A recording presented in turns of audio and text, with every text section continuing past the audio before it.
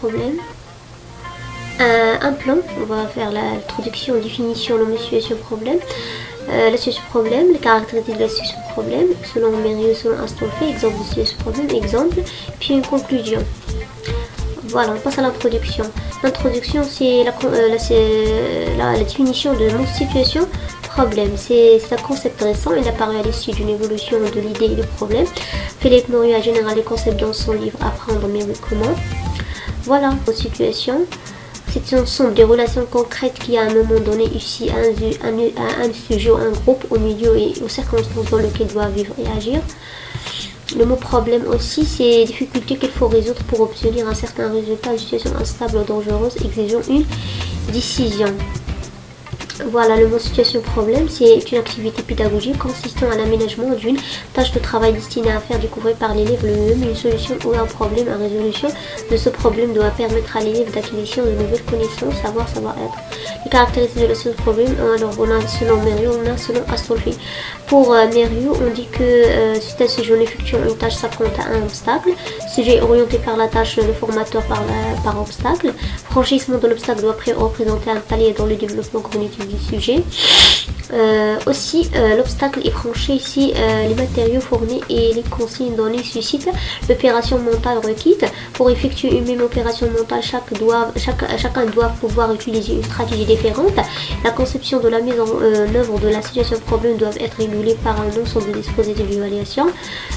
Selon Astolfi, je crois que je vais faire un petit résumé parce que c'est plus long. La situation problème ici, c'est autour d'un franchissement d'un obstacle par la classe, l'obstacle préalablement bien défendu.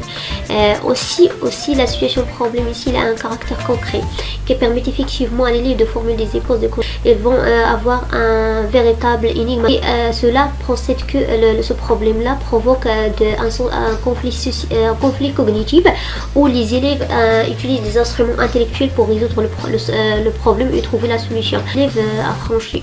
Ce problème n'étant pas une situation de caractère problématique, l'anticipation des résultats sont expressés en collectif précis de la recherche effective de la solution. Situation problème fonctionne ainsi sur le modèle de débat scientifique à l'intérieur de la classe, stimulant le conflit socio-cognitif. On peut dire que la solution et la sanction n'est pas apportée de façon externe par l'enseignant, mais elle résulte du mode de structuration de la situation elle-même. Alors aussi l'évaluation de la situation problème, il passe par un chemin qui est métacognitif. L'exemple on peut dire aussi que un enseignant peut donner aux élèves un exercice.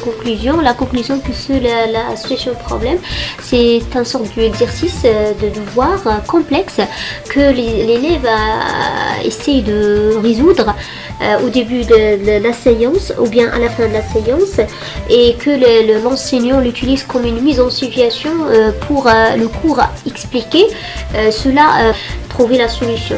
Et merci pour votre attention.